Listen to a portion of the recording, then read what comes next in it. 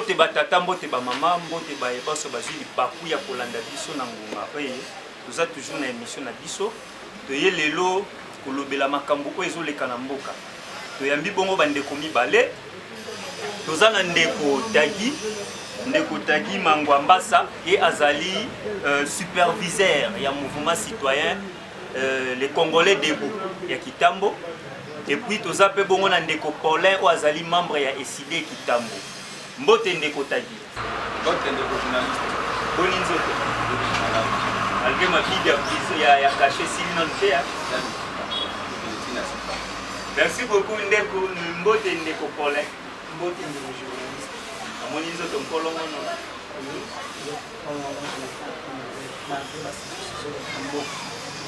Yo bakangani na bango yo te oza no calme. Bon, là, bakangani na te, mais on a déploré certains de nos frères bakangani bango. La police commenta que certains bavires sur le terrain, bien que les marches qui bien, les cas qui bien, mais dans certains points comme Anguiriguir, là où j'étais sur place, il y a eu certaines bavires qui ont été commises par certains policiers, si je peux dire mal esprit, je ne sais pas. Bah, merci. Malgré bandit déjà pour taquiner les policiers. Évitez de voir là, les policiers. C'est les policiers qui sont éviter. Dès qu'on t'a dit, nini et causa qui prennent que batuba bimananzela basa la marge. Est-ce que ça va répondre à Malonda ou il y a un autre problème? Je vous remercie pour la moutuna na yo. Somoni kaya batu. Tambola dina Congo makula. Dali na tina kino tamboya osa Malonda. Oya dali motitani na boya sini. Ndenge ba konakiye akini ya tambo. Ba marche ni kuna ya mwa mpinde na batambola kakona kakona. Ya ni ya sini. Dali na ba confession religieuse. Baili huit. Oba kona kamokamuri ya sini. Ukilima le bango ko talaka teleza batanga. Alors yo kosala ki ko lobana mwa makasi ende d'accord. Yo sala ki na ba confession wana mwambi huit. Oba konaka molongo bani ya seni. Mibale catholique na protestant. Akena makamu na bango. Bakoma kuna na lisanga na bango. 6 confesseurs etikala ki wana ozi réveil ozi kimbangiste ozi orthodoxe bango no surtout wana na motoba wana bango baye na kandaka kamoko kumbu ya kosa Malonda on a niveau ya loi le dit que non chaque confession ya kana mutu moko ibako menga na yebi ke babande 26 candidats yango wana ndoko le bakumi kuna nde ambongo ayo kokwebi mutu na mutu aya na candidat na ye. Beko koma loko la 26 quand tu le na 26 wana na 26 wana akomi kuno c'est ce que bandi beko retirer 18 beko tikala ndamba tikala kiwa akomi wana catholique na kanda na emoko biko no loko la catholique bande ko yoka na te catholique azu ya ye amisi retirer beko tikala loko la misa na misa tu wana Malonda wana azalaki na moko ya protestant azalaki na moko azalaki pe indépendant. Comme bali que non mibale wana azali ba kasaye to be ba ngisoni ka ba longola ba lebe ko longola bango ba ko tikala Malonda ye moko non comme on a tikala ye moko oya biso ya catholique ozongisa ye pona to na consensus alors ayo ko ta mukolo mususu ba kutana ba solola ye ko sala ke na mukolo fe kutana ba solola soni kafuta abengi batu na ye basali PV ba ko pesa mo mabunda. Alors, au niveau de la règlement intérieur de l'Assemblée nationale, l'article 46, la commission va la PV, ce qui réellement est tout ça qui procède à la désignation. Mabunda a sali à na article 47, le but que non, il faut pas convoquer plénière, pas discuter si ma camoye, pas la PV, ce que ça a solo, va discuter, va députer, après on a sévaqué na vote. Procédure, non, surtout, on a, et l'ongo banité. Nous avons dit que non, Mabunda, tout makasi, la CC, basali na ndenge na bango, allez, babilo désormais, qui sont connus Malonda. Mais population comme Azali Kolo Mabele, article 5, dit que la souveraineté appartient au peuple. Nous avons dit que nous, les Congolais, nous avons dit que Malonda wana, a volé kata mukolo moko. Merci Malonda, on les kata mukolo moko. Mais, quand Sony Kafuta, parce qu'il y a un droit de faire que Sony Kafuta n'est l'église catholique. et puis na ECC. Soni Kafuta alobi ende kopole. Soni Kafuta alobi bakenda ki na ba élection ndenge ba komi malonda leki. Mais koto tozoyo ka côté ya catholique na ECC ba loba isa élection esalamaki te le ba komi na point ya suka ezalaki nomination. Siko to konzima Soni Kafuta to qui dit vrai entre Soni Kafuta na les deux autres équipes. Les journalistes makambo ezoleka na mboka talaka peuple population pe loba na moma kasi po bayoka yo bien. Merci beaucoup. Moni makambo ezoleka pour la nomination ya M. Malonda. Il faut comprendre l'autre moko. Moni eloko tozo vivre, ce sont les effets ya accord obscur o ezalaki signé notamment à Kingakati. C'est-à-dire accord wana eza pour intérêt peuple. Accord wana n'a jamais été divulgué dans le peuple, c'est parce que bayebaki ke ba mesure bazwaki peuple kosepela nango te. Yango oza komona ba nomination ya monsieur Malonda ils ont respecté la procédure. Il fallait tout aider dans consensus. Or, chaque confession, il fallait avoir un candidat tel que nous Tagi Azoloba. Bon, de procédure, il fallait qu'ils aient. Mais les uns disent que l'État qui est dans l'élection normale, les autres disent qu'ils ont une nomination. Si vous avez l'État qui a une élection, une nomination. Le problème est que M. Malonda n'avait pas été élu. S'il avait été élu, Balakisabiso PV Oyo, parce que Papa Soni Kafuta, que je respecte sincèrement au nom de Dieu, il a lobby été M. Malonda Bazalaki au nombre de 8 candidats. Bazalaki au nombre de 8. Bon, 6 vont voter pour Papa Malonda. Bon, ceux qui vont voter, PV en Bazoli na Moulakisa, pour la Nini. PV wana Madame Mabunda a bombi en haut. Or, si je comprends bien, donc, va utiliser ma signature dans ma nom et ma confession religieuse. Oyo, bazo reconnaître Malonda te pour que l'opinion publique, non, qui la consensus et puis il y a eu vote M. Malonda à l'état qui. Or, nous savons très bien que M. Malonda, hormis sa compétence, M. Malonda incarne la fraude. Ok, M. Malonda incarne la fraude, bien sûr. Mais comment Basali Nzambe, Bakoki Koza la divergence, Bakoki Kokosa, si le pays est au risque, un des côtés, au moins que le pays est au risque. Soni Kafuta, pasteur Place Azali, Toto Sarabino Mingi, Azolo Bamakambo Moussous. Côté européen, église catholique, na SCC Bazolo Bamakambo Moussous. Parce que tous les deux côtés, vérité est à Wapi. Wapi, banani tokoki kolanda, pe banani pianani tokoki kokoya. Leko, na peso maton mingi, na mutuno tuni. Abana ya nole yango, ina repona leko kole. A se lever awa, bakor ya cash, ina FCC basinyaki, ndi toza kosibi, babilo koko. Ndeko tagi ngai nga so oloba makasi otalaka population azolanda yo. Nazotala baimboka.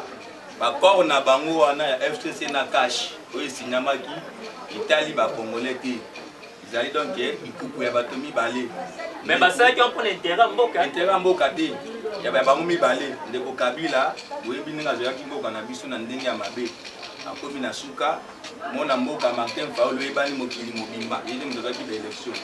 Ndeko Kisekedi, ato daya signé bakor na ndenge na ye, yaza bokonja batela Kabila na babie na ye. De accord ovende yango. Tozonga na makamu na biso oyo ya seni.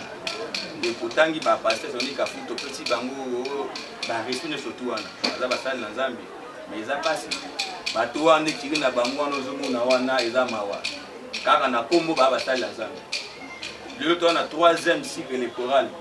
Bandaka la tête doit interview à Besoli ndoto lo ba wana. Chaque fois ceux qui baye na ba déjà soit seni ba kana candidat moko. Bango nous ozomona mona wana ba confession nyonso ba kana candidat moko. Mbala oyo nde tomoni ECC le rôle a Bokundo akoti Marini Bodo akii nde Bokundo na sens ya Musa na Nzambe le ba komi kuna wana Soni Kafuta kosi toyebi biso tukone bazwaki ba $50,000 na dole bango batu baza koyoka Yo mona ki $50,000 yebani papa yebani 50 baye tu 50 000 $. On a ça la choix ya malonda wana. Et bana ki makasi baye $50 000 non seulement ka ngambu ya Sony Kafuta mais na ngambu ya ECC na ngambu ya catholique ba mo nyonso bazwa $50 000. Catholique kuzo bana kota kangote. Osoka zo kalinga bimate. Parce que catholique na kati ya basise na bango abati bien. Non choix ya malonda oyo ko s'exposer na kati ya mboka. To bimi na biso otika na makamu na bino. Ndo moni kino conséquence ya ngonde ya ngwana. Parce que comment tu imaginer que non ezala kimbangiste soit déjà ki malonda za muta kimbangiste mais kimbangiste awangani ayebi été. Mais à quoi j'aime malonda parce que tu vas reprocher nanga na minute que non élection tu le cacao. Mais c'est malonda ban depuis 2006 actuel avec donc opérateur technique. Donc Makamutu la CENI, c'est lui Malonda. Vous savez, alors la minute élection de le Canada donc tu as bavu électoral et belé. Conséquence à Malonda donc qui n'a qu'à tuer. Ce que tu Malonda les sous donc azonga les sous comme qui non, nous qui n'a 2 voix comme député, nous qui n'a 5 000 voix ajoutées. OK, d'accord. D'accord. Mais c'est pour les moi mboka pour les. Na lobby boy. Pourquoi pas bateka critère ceux qui déjà au sala na semi au koki kozonga te comme candidat pour y casser malonda mais bazeli ba comité na suka ya masolo nde bayo bimisa ba trouble papa omoni makamoto ezole kana mboka c'est pourquoi na lobaki au début ki tozo vivre ba conséquences ya ba accord moko léonin obscur bien ratifié entre celui qu'on appelle fils de l'homme na mutu moko boye qui incarne le mal. Yango toza pour vivre yango lelo. Yango moni peuple alingaki susute ko se azala manipulé par les politiques ailleurs. Bato bazala posa ya intérêt mboka te. C'est pourquoi moni bato babimaki na terrain. Monsieur Malonda, c'est un homme compétent, je le respecte beaucoup. Atanga ebele sala ba formation ni, c'est un technicien na kati ya senwana. Je le respecte sur le plan de compétence naïve. Mais M. Malonda a été le précurseur. Il y a ma bavure. C'est comme ça qu'il a 2018. Alors, Tolingi les sous-soutés et Zonga. Il y a un lobby. Pourquoi pas les gars se poser candidature n'a pas mis 4 là qui a pas battu. Il y a des critères, on a dit soyo déjà au sala. Il y a des sous-soutés vous d'ailleurs au cadre. Mais pour Zélia, comme il vraiment tina sous cadre, c'est Kazakine dans les bons.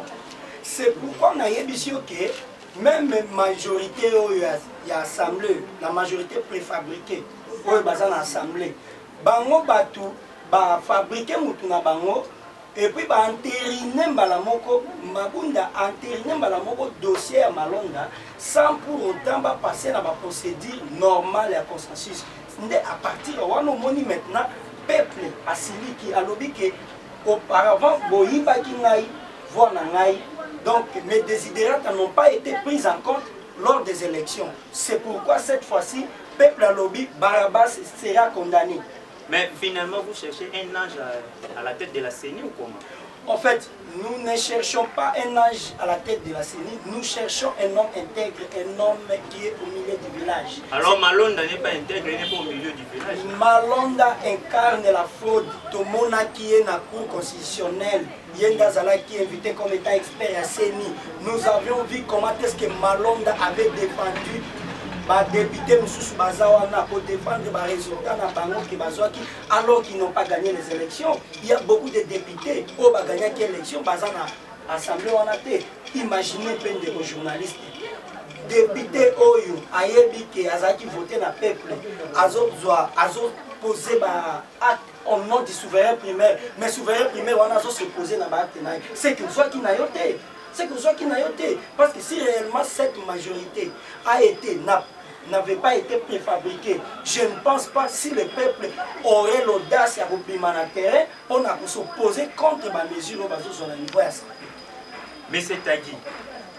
Finalement, qui a parrainé Malonda? Parce que l'église, parce que l'église Kimbangis, le non, Bango Baebi Malonda était comme candidat na Bango. Mais côté Malonda a bini. FCC, Bazo appuyé. Mais bande comme sous bazo boyaye qui a parrainé Malonda pour akoma place wana ndeko na pesa histoire ya seni ko bande ba koma kawana tozoa abe Apollinaire Malumalu akoba kuna ndenge ni Malumalu wana na histoire na 2006 atalaki secrétaire ya Samba Kabutu cabinet na ye autaki na Butembo comme un prêtre mbala moko acheté paf comme un catholique kaka bato ya FCC à l'époque matière présidentielle toyo kozwa Daniel Ngoy Moluna abanaki biso bapare ki wana mundu ki $100 bangma Kabila awa paf akomi wana akomi ndeni tozwi nanga awa toyebi ete o technicien o expert o bonako tankenda fabriquer paf akomi oyo bazwi kimbangiste bami ko corrompre bango bazwi malona ba fabriquer ye batie na place wana alors là kimbangiste bamoni kinde makambo comme sérieux catholique à Longwe protestant à Longwe alors tango ya kala abande ko bénéficier na bénédiction protestant ata catholique akei Marini Bordeaux temazaki wana kabiliste munene alazwi liboko na ya parrainage les paf isimbi lokola bokuno aye habite no fois pesa sans église makamba bosoto wana oyo ebebisaki lokumu ya protestant balongola yango ndomoni tuna balonda FCC batie liboso lokola kimbangisa azoki donc na décence ya mutu bami sécurité makambo to bango te malonda auti ba fay bata Kabila batie liboso wana bayabi ki non na 2023 nde ba mesana koyiba parce que ya no bayibaki ba continue de bayiba tuna befe na 2023 wana ba ya tuna bokomi. Mais finalement, Bino va tuer un mouvement citoyen, Bokomi, qu'on parlait même langage na caché, na quand de FCC comme le rôle la démon na Bino. Mais mouvement citoyen na katikati, mouvement citoyen donc kazo bunata la beauté, peuple alors se retrouver. C'est que Mikolo cache à son ina a raison. Cache a raison te. Cache ninga za ne fois sibi ba ko basinyaki. La muka ne bato baza ko bunda, cache a na min sauver la muka parce que Monique non. Akinde ko signer ba konta na ndoki yale wana kati ya libala ti mobala emosi na mobali mobali yale na kati ya ndako mbe emosi ngo bilo utona ko no iboki na ngo obengi ba voisin oya ko sunga ngai ndemo na cash na ba TFCC cash akase comme si akepa mutu moko malamu wala na minute la komi na conséquence kino ndeko kiseke donc mais ici na mutu na ye donc ça apport à batalamuka na ba umma citoyen akokelo ko moko ti ce qui fait que no moni que no batalamuka na minute ba komi na même idéologie na ba FCC na ba tapado cash afin que ba combattre système oyo ndeko na biso Kabila a instauré à travers FCC. Si c'est échoue c'est FCC ce qui est Simbi Félix Tshisekedi azana raison ndeko ya lamuka ya décidé yo omona makambo wana ezokende. En fait moni makambo bazoloba ce qui est réussi c'est Félix, ce qui est échoué c'est Kabila. En fait mais c'est Tshisekedi qui est là élection ndenge lekamaki ye a gagné élection tout ayebi yango très bien parce que le fait déjà battre IDPS va marcher contre entérinement ya Malonda. Donc, va se contredire. Parce que le même Malonda qui l'avait soutenu, c'est lui qui était c'est lui qui avait défendu les résultats effectifs dans la Cour constitutionnelle. Merci Ndeko Paulin. Moi, Lilobano Yasuka au lancé dans la population Zolando. Lilobano Yasuka a relancé la population qui population à la calme. Pour lancer ma manifestation dans les jours qui viennent, ceux qui majorité préfabriquée on a assemblé, mais qui pour prendre ma décision contraire aux désidérats du peuple. Merci Ndeko Tagi, moi Lobano Yasuka, na mukuse pendant 30 secondes. Na mukuse marche za samedi za bata like de coordination. Na sengi na bato nyonso ya mouvement citoyen le Congolais debout. Bazala wana Lucha Filimbi Kokori Kobiso nyonso na bande kwa lamuka na bande kwa cash baya to sangana to combattre bitumana national. Merci beaucoup bandeko boyebi ke ngongeza ngonga tozoki mapena na sima ngonga makambo kolobese belé mais ngonga boyebi ngonga c'est l'argent. Merci beaucoup bandeko bo s'abonner massivement na biloko boye bozonga na Bogabel TV. Na Bogabel TV nde bozwa biloko boye ya yemoko cordon Simon Bogabel ba place azali to pesi mbote. To kozwa na lombango pena ba numéro ko pesa numéro non ndeni ba koki ko joindre yo et puis adresse ya bureau place ezali. Oui, coordonnées téléphoniques dans ezali le 082 98 51 088. Oko bandela ngo 082 98 51 088. Merci beaucoup Ndeko Tagi à un numéro. Yanga Dali 089 69 95 207.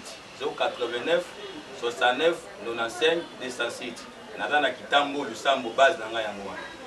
prochainement tokozoyamba esu bandeko tocontinue todécortiquer yango bien mpo toyeba mambo koloba toyeba basecret ndenge ezali. Merci, tokutani très prochainement.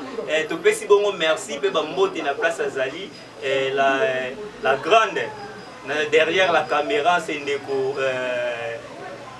ndeko Beledou Patricia bambote place ozali. Topesi mpe mbote na ndeko Simon Bogabel bambote place ozali. Ndeko bino nyonso topesi bino bambote bele. Merci.